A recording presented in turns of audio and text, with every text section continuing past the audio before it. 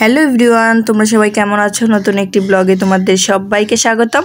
চলে আসলাম নতুন একটি ব্লগ নিয়ে। তো গত ভিডিওতে দেখেছো তোমরা মাসি শাশুড়ি বাসায় সংযম করছি, আর আজকে মায়ের পুজো। তো সকাল সকাল স্নান সেরে চলে আসলাম মাসি শাশুড়ি বাসায়।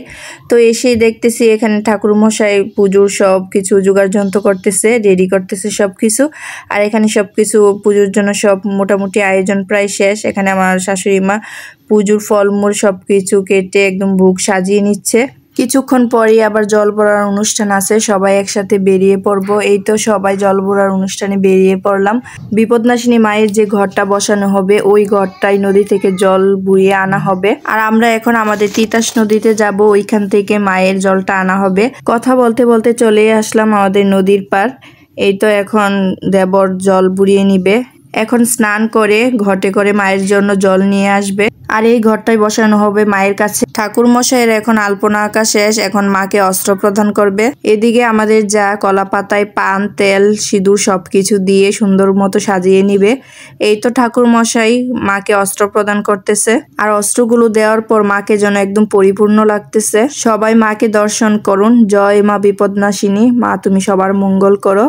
এখন মাকে মালা পরিয়ে দিতেছে, আর এদিকে নারিকেলের সিঁদুর দিয়ে দিতেছে। ঘটে বসানো হবে, তারপর ঘটেও মঙ্গল চিহ্ন এঁকে নিবে। এখন আম পাতার দূর্বা দিয়ে ঘরটা সুন্দর করে সাজিয়ে নিবে। এদিকে ভোগ সাজানো কমপ্লিট। এখন ঠাকুর মশাই উলুধ্বনি দিয়ে ঘরটা বসিয়ে দিল। এখন মায়ের জন্য যে শাড়িটা আনা হয়েছে ঘটের উপর দিয়ে ফুল দিয়ে খুব সুন্দর করে সাজিয়ে নিবে। আর আজকে কিন্তু অনেকগুলো ফুল মায়ের আশীর্বাদে।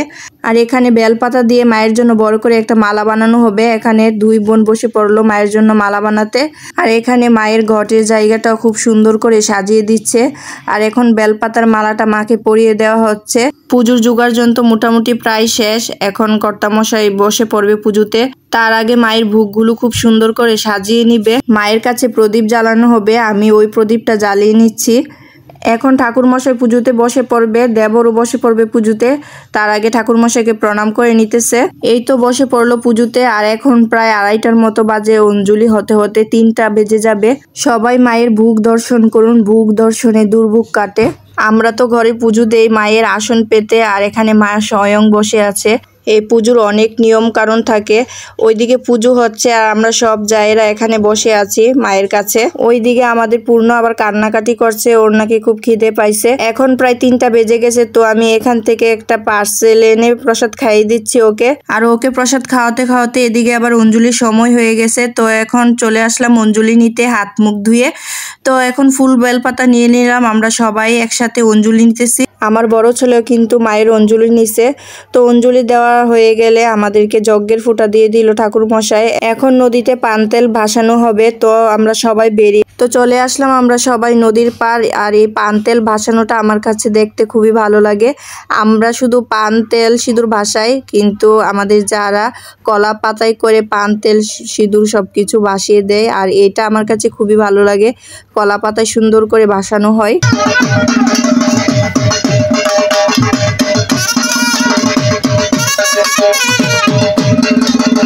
আর এখন বাসায় চলে আসলাম, আর এখন বাসায় ভোগ নামিয়ে নেওয়া হলো। এখন সবাইকে প্রসাদ দেওয়া হবে, আর এই দায়িত্বটা আমার শাশুড়ি মায়ের উপর। আর এখানে সবার জন্য প্রসাদের পার্সেলের আয়োজন করা হয়েছে। তো সব ভক্তদের প্রসাদ দেওয়া হয়ে গেলে আমরাও বসে পড়লাম প্রসাদ খেতে। সব জায়গায় একসাথে বসে পড়ছি, আর আমরা সব জায়গায় কিন্তু অঞ্জলি নিচ্ছি পুজোতে। আর এই পুজো 2টা দিন আমরা সবাই খুব আনন্দ করছি। এখন ঠাকুর মশাইকে বিদায় দেওয়ার পালা। তো সবাই আমরা একে একে ঠাকুর মশাইকে প্রণাম করে নিতেছি। ঠাকুর মশাই সবাইকে আশীর্বাদ করতেছে। আর এখন আমরাও বাসায় চলে যাব, আবার রাত্রিবেলা আসব। তো যাওয়ার আগে একটু পান খেয়ে নিলাম। আমরা 2 যা পান খেতে খেতে বাসায় এসে পড়লাম। আমার ভিডিওটি কেমন লাগলো সবাই কমেন্ট করে জানাবেন। Tata, bye bye.